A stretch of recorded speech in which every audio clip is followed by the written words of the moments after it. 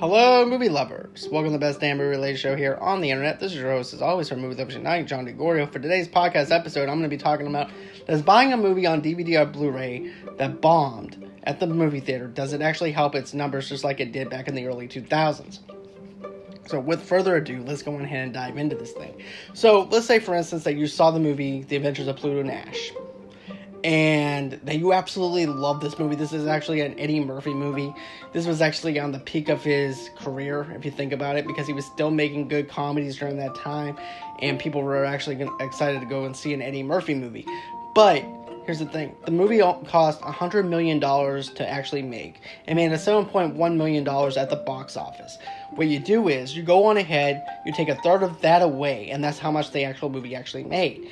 Like, for instance, you take a third of that away because you have to actually go through the box office, because that money goes to the box office and then the rest goes over into the movie theater. And by the time that they got done paying off the PR people, the studios, and stuff like that, the movie only made $2 million, which didn't make that much money at all in the movie theaters at all, and it ended up becoming one of the worst box office bombs during 2002. But aside from that, you can actually go out. Let's say, for instance, that there is an actual movie video store that you can actually rent DVDs at, or you can actually go to Walmart, which you can do that, and buy a DVD, and it can actually gross that movie that actually failed at that box office at that time, and then can boost its numbers up, because people at that time didn't have any type of digital media or anything like that. We were still doing the whole Napster thing during that time with digital music, so nobody even thought about even doing any type of digital streaming services or anything like that when it came down to movies.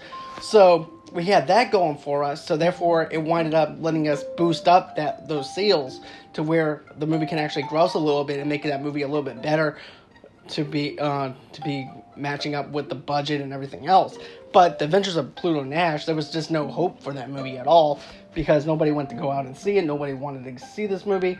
But if you winded up enjoying the movie, and if you wanted your friends to watch this movie, word of mouth can get around, and it can actually boost up those numbers to where it can actually be successful at the box office. But it's just too little too late for that one particular movie because of how bad it was. But let's fast forward to today. Does it still have that value? Does buying DVDs still have that value? And I'm going to be honest with you. If it was the early 2000s, I would say absolutely yes.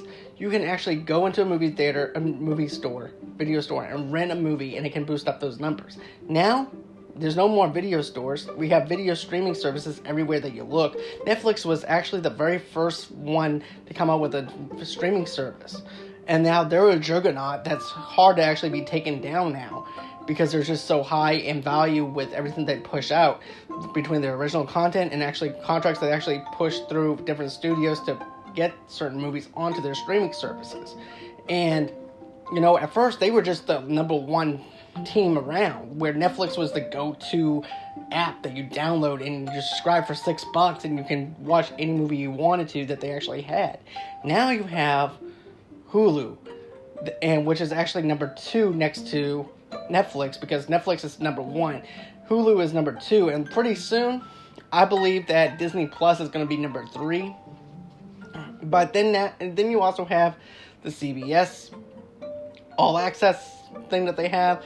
Now that they're also coming out with the HBO and Cinemax app.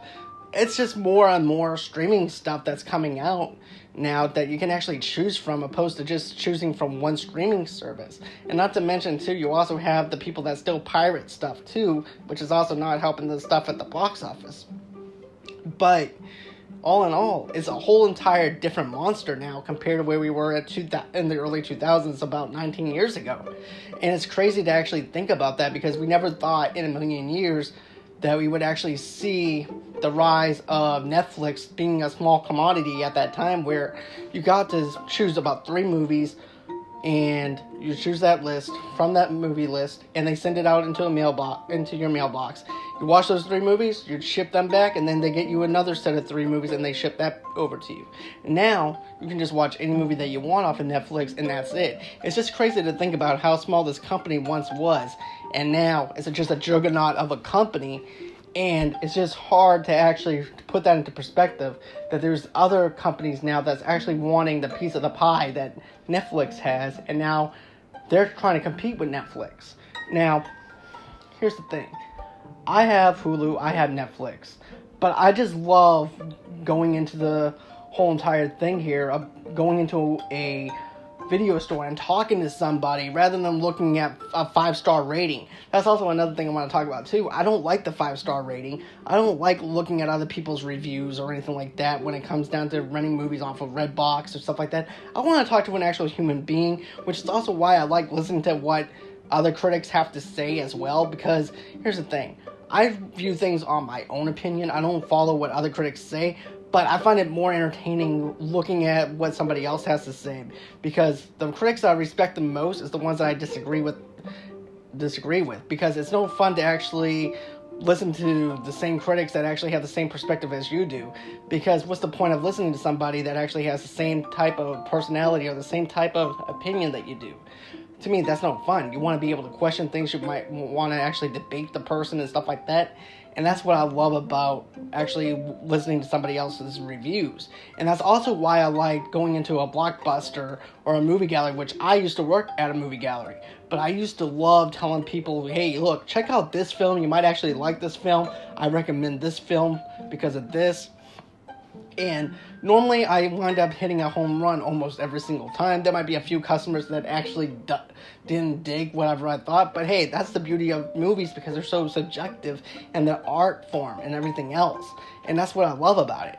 But anyways, back over to the whole entire streaming thing.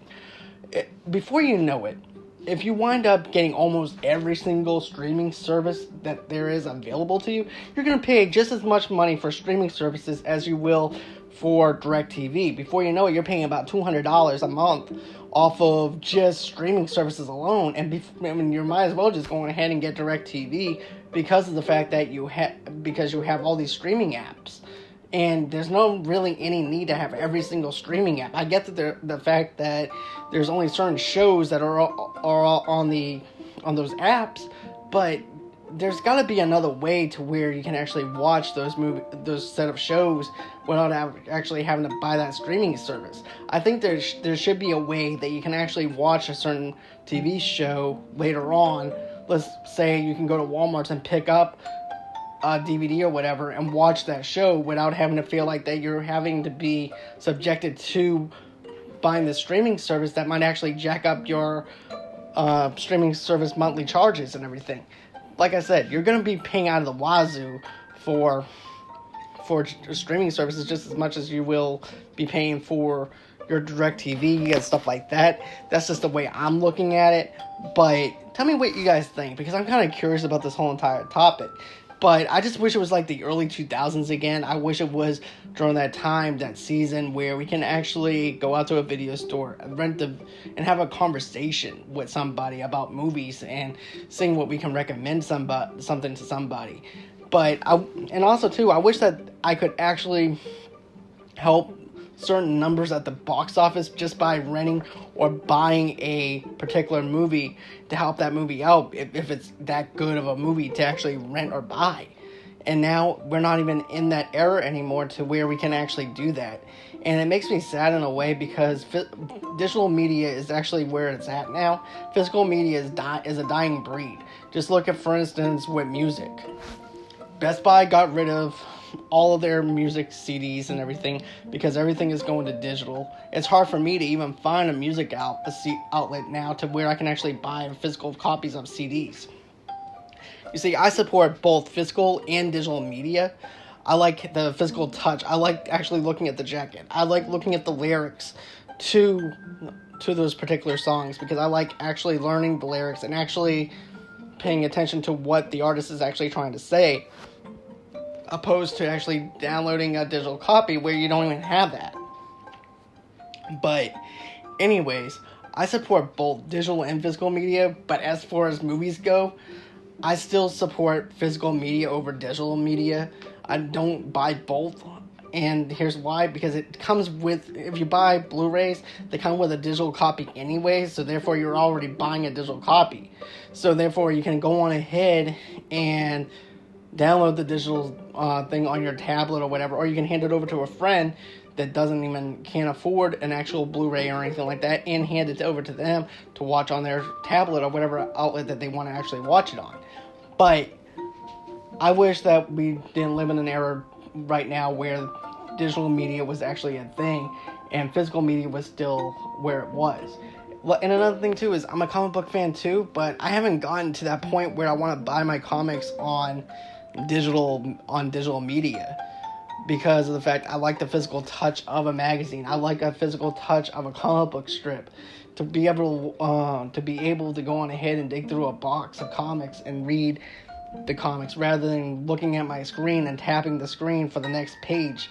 To me, it's more fun with a physical appearance of something rather than something that's digitalized. That's just the way I'm looking at it, but I wish that I could go back in time to a place to where we weren't so, what's the word I'm looking for, to the point where we were actually spoiled off of digital media, because I think that once we got into that whole entire digital media phase and everything else, we became a little bit spoiled with that, because we were so used to having something that on our devices that we can actually listen to without having to carry our CD cases anymore or anything like that. And I actually miss those days in a way.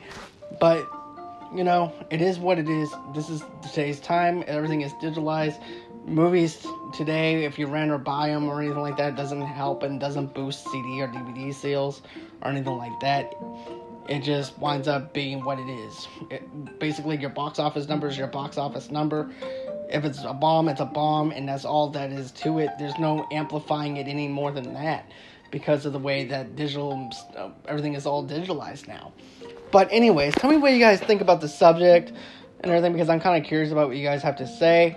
I'm actually going to leave, like I always do, if you have any questions or if you actually want to talk about a certain topic, I'm going to actually leave a link into the description of where you can actually do a voicemail for me, and I'll be able to go on ahead and do the next topic or wind up answering your question on the next podcast with that. So anyways, tell me what you guys think. I'm curious.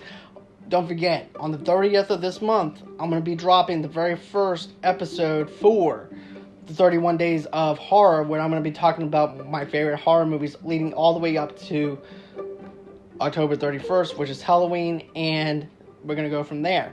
So, anyways, that's going to be all for me for tonight.